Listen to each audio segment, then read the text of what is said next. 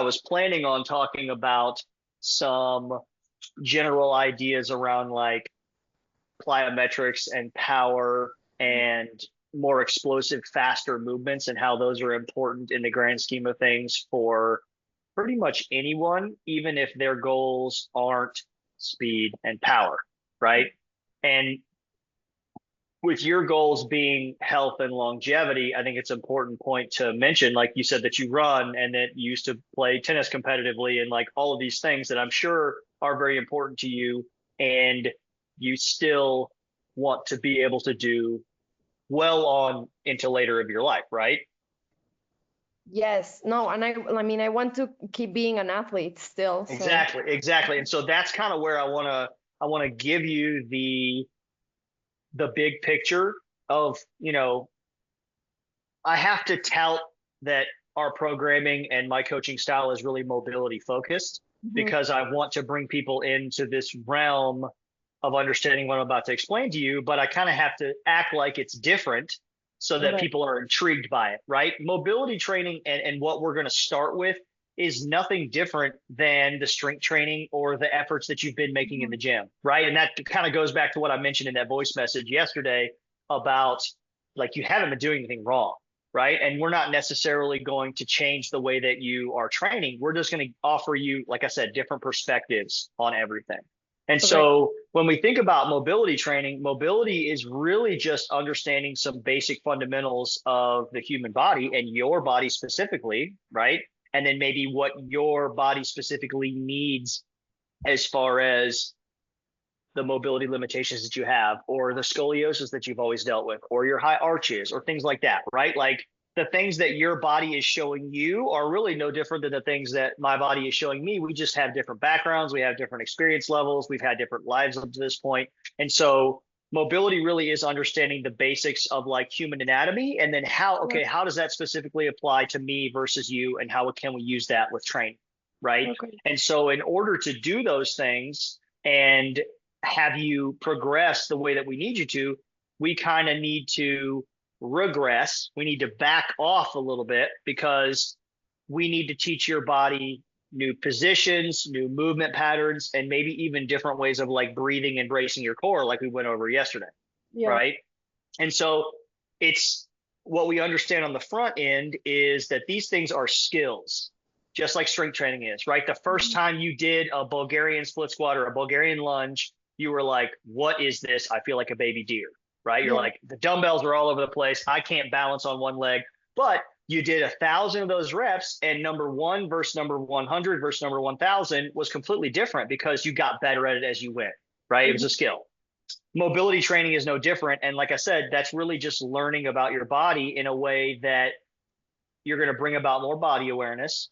And it's not just about the body itself, it's about all of the systems of your body working together, one of which being your nervous system, right? okay, So you got to think, okay, we looked at posture, we looked at standing posture, and we looked at body weight exercises. Does that give us everything that we need to know to give you the program that you need?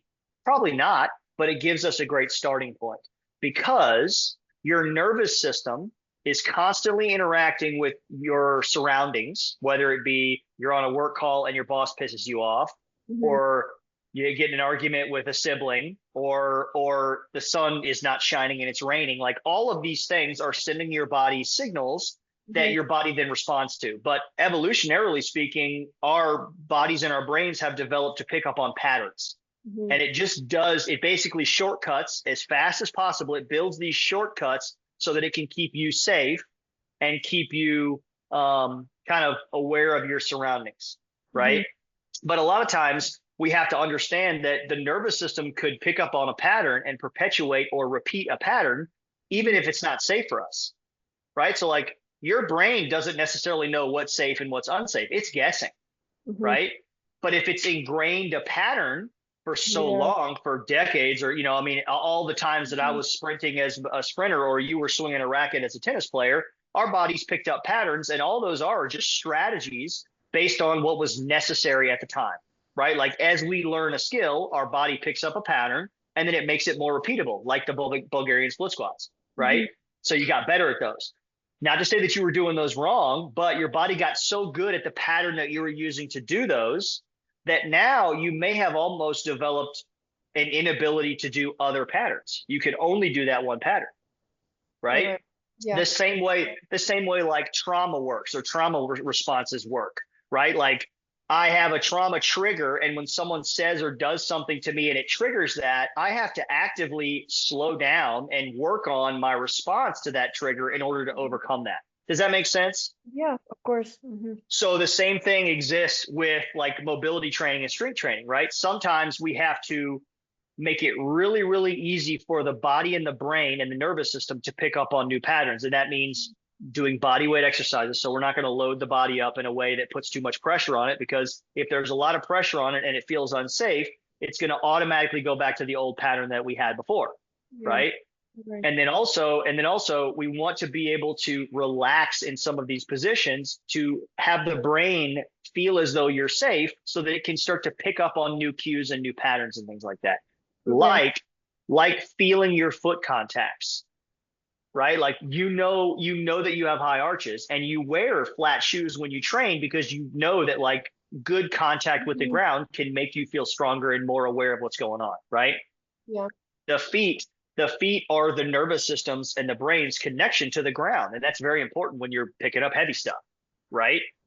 But if we are unable to move the foot in a way that's actually able to contact the whole surface of the foot, then we're going to lose the ability to move the hips in certain ways, to squeeze certain muscles, and to really give our full effort in strength training exercises like that, right?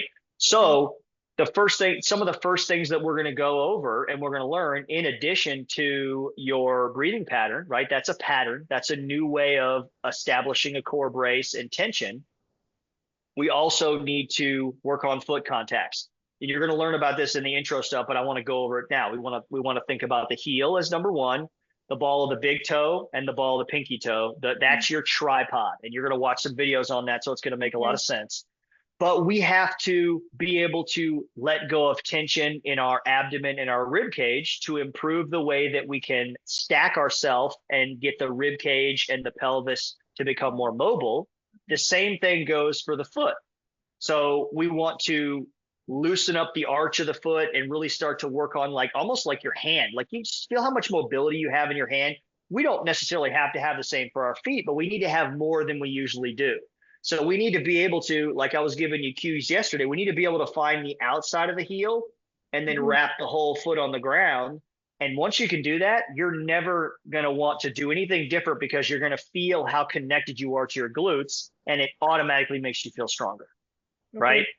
So we want to back off, we want to relax, and we want to let go of tension that our body's holding, right? Because sometimes just sitting at our desk and going through our day, and you're very routine like I am, right? We like our meals at certain times. We like eating the same meals every day. Like a lot of times we develop these patterns where our body will also hold tension in certain places in our body, even though we're not realizing it, right? Like if we're having calls like this all day and you work virtually like I do, we get in these positions where we are like rigid and we don't even feel that, but we're sitting in this position for so long, then we try to get out of it and you're like, oh, it's kind of stiff, right? And so our stress, our work environment, our life, the movement patterns, and the things that we do on a daily basis, all of those things can create patterns that we get stuck in.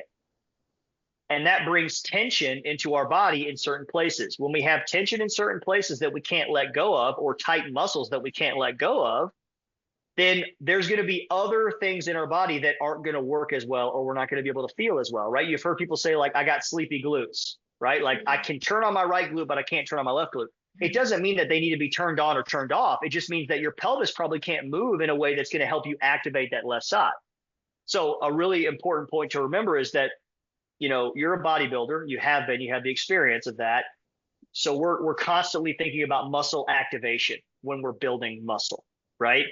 Muscle activation has very little to do with the muscle itself or necessarily how your brain is communicating with this muscle if we're not also considering the position of the bones. So your muscles activate based on the positions that your bones are in, not the other way around. So you're not going to squeeze a muscle to change a bone position. you're going to change a bone position to squeeze a muscle. Okay. So if we have some muscles in our body that are really, really tight all the time, and that's keeping our bones immobile and they can't move as much as they should, then there's going to be other muscles that just won't turn on as much or will only be active in certain areas. So with that being said, we talked about the patterns, we talked about muscle activation. If we can relax the body enough to learn how to let go of tension, almost like meditation, right? Like the breathing we did yesterday, right? You're going to learn how to really let go of tension with your exhales, and that's a skill that you're going to build. If we can bring the body into a state of safety and let go of tension, then we can bring tension back to the body in a very balanced way. So we let go of the muscles that are always tight. Okay. And now I can feel my lats more because my traps aren't as overactive. So now I can move my shoulder blades more because I was able to let go of some of this, or create new positions with some joints and some mobility drills and breathing drills that we're going to do to create that movement and create that release of tension. Okay. Does that make sense? Yeah. Definitely. Okay. So it's a lot, believe me. But I wanted to give you a once over before you dove into all those videos, because you're like, why are we doing all this breathing stuff? Why does he have me, standing in these weird positions or getting in these weird positions and thinking about breathing, right? Because I just said we want to let go of tension and we want to reestablish tension in a more balanced way so that you have more movement options, right? If your pattern of doing the Bulgarians or whatever exercises that you do that create some tension in your low back or your deadlifts, whatever it might be, if that pattern isn't working for you, but you can't get into a different movement pattern, then we got to back off and rework things a little bit. That's all it is. That should hopefully help you connect the dots a little bit more. Yeah, I feel like that's exactly what I need. Perfect. And I think that a lot of people feel the same way as you. And especially if you have the experience level that you do with being an athlete, you're already very body aware. So just in seeing our breath work yesterday, you're already very receptive to what we were doing, and you were able to follow my cues very well, right? That's what's going to make this work so well, and you're going to feel a difference a lot faster. So going back to the very beginning when I was saying I was going to dive into power and fast movements, those are also going to be really important to improving new patterns and improving new mobility. But we probably won't work into anything super explosive because remember, that's on the other end of the spectrum as far as the nervous system, right? The faster you're moving and the harder you're pushing, the less control you have over your nervous system to create new patterns. But we have to eventually use that as we increase intensity to be able to perpetuate those new patterns, right? So you're going to basically go from learning how to fire your obliques and your upper hamstrings in a lying floor drill to then doing it in a bear crawl, a squat, and then a box jump, and then now running. Like you see how it's like, all right, we're going to do the same things, and you're already going to apply your exhales and your abs, your foot contacts, your stack. You're going to be able to apply those ideas every step of the way. And all of this starts to come a lot easier because you're like, okay, he's telling me that on this drill, I can find my glute if I put my foot in this position. And that drill is very similar to the sumo squat that we're doing on our strength training day. So if I do the exact same thing with my foot, boom, there's my glute. And you're like, wow, that drill didn't hurt my back for the first time in 2 years, whatever it is, because you're now more aware of better positions and the ability to set up well, right? We always talk about in bodybuilding, we always talk about, or strength training in general, we talk about execution and how important that is, how executing the exercise as best possible. Execution becomes so much better and easier to accomplish if you set up your exercise as well. That's it. And that's where we come down to the importance of those fundamentals I was talking about with your stacking. Getting in a stack and staying in a stack is really hard if you're limited in motion in the ribs and the pelvis. That's why we're starting there. The breathing is how we adjust those things. Once you can work through those things and also feel your feet, then we're off and running. And we start with low level exercises and we slowly build you up because we want to make sure that these new patterns stick every step of the way. Okay. Does that make sense? Perfect. Yes. Cool. Hell yeah.